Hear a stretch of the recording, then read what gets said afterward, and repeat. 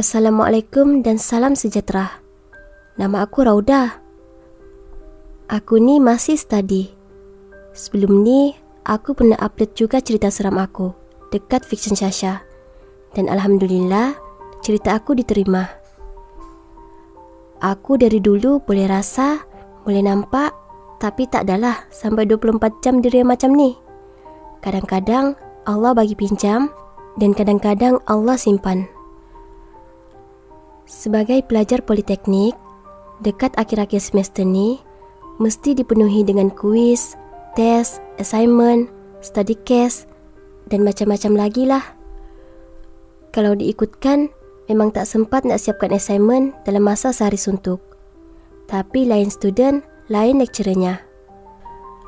So, kisah ni bermula bila aku cuba untuk siapkan semua assignment pada malam tu, aka malam semalam. Dan aku sekarang balik rumah kampung aku, Kat Perlis, area Tasik Melati. Mungkin ada orang yang tahu. Aku memang cadang tak nak tidur sebab nak siapkan semua assignment. So, aku teruskan jalan niat aku tu. Kebetulan mata aku pun tak ada tanda-tanda nak berehat lagi. Aku pun sambung buat assignment. Sedang aku tengah buat eksperimen engineering, tiba-tiba bulu rumah aku meremang. Aku pun pelik, sebab tiba-tiba je kan. Time tu dalam pukul 9.30 malam. Awal lagi kalau nak ikutkan masa. Jadi, aku ambil keputusan untuk buka surah Al-Baqarah dekat YouTube.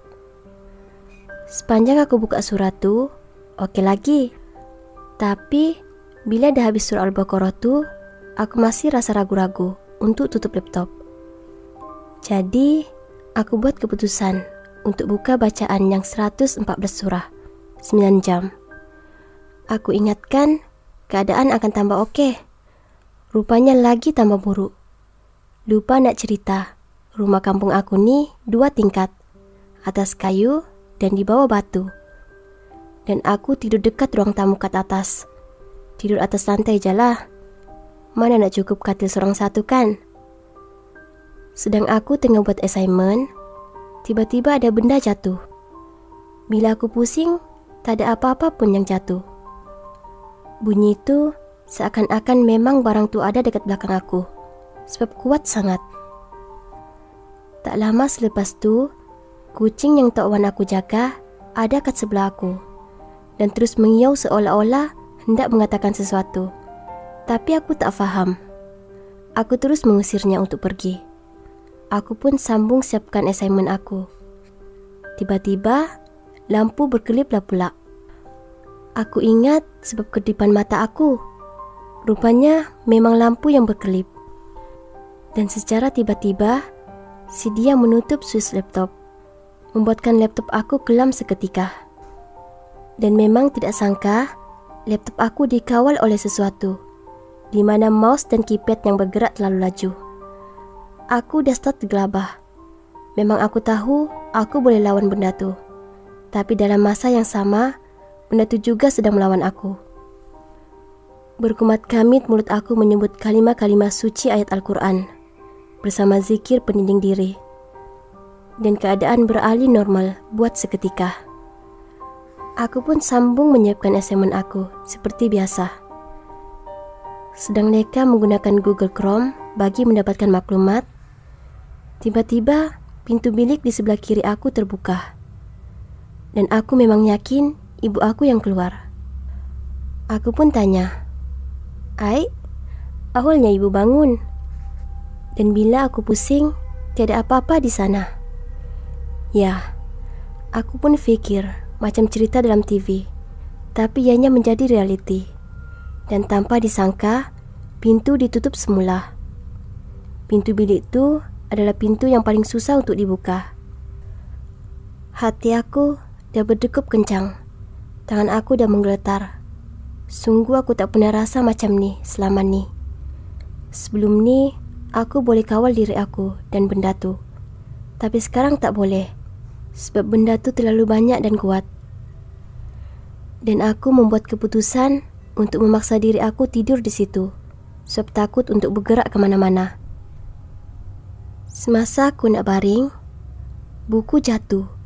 Buku yang entah dari mana usulnya, tiba-tiba berada di sebelahku, yang jatuh dari kawasan yang tinggi, seperti bumbung.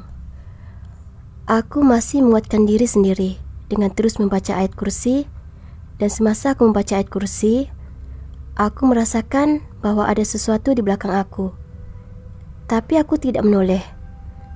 Bagi menghilangkan rasa takut, aku membuka Instagram. Baru saja ingin scroll up, tiba-tiba selimut aku dikibas dari belakang kaki sampai ke muka. Pedih dan sakit. Lalu, aku terus berlari masuk ke dalam bilik. Aku sangkakan gangguan akan berakhir setelah aku masuk ke dalam bilik itu. Means aku tidak keserongan lagi. Sebab aku bersama dengan 3 adik-beradikku dan ibuku. Jadi semua 5 orang di dalam bilik itu. Namun, sangkaan aku meleset sekali. Aku masih dengar suara bisikan. Aku baca lagi ayat kursi. Pintu bilik dikuak dari luar. Terbuka luas pintu bilik yang berat tu. Dalam masa yang sama, angin kuat menerpa masuk ke dalam bilik tu. Adik-beradik dan ibuku juga hampir terjaga sebab angin tersebut. Aku tak nak menoleh muka ke arah pintu tu. Tapi ada sebuah tangan memegang tanganku. Aku dah tak mampu nak bertahan lagi. Aku pun terus bangun berdiri. Aku buka lampu dan terus kejut ibu aku. Ibu pun pelik. Kenapa aku tiba-tiba jadi macam ni? Mukaku pucat. Tangan aku sejuk sangat. Aku dah rasa macam aku nak kena rasuk. Sebab waktu tu juga benda-benda tu bersuara. Suara yang sangat bising, sangat kuat, hingga hampir membuatkan aku menjerit.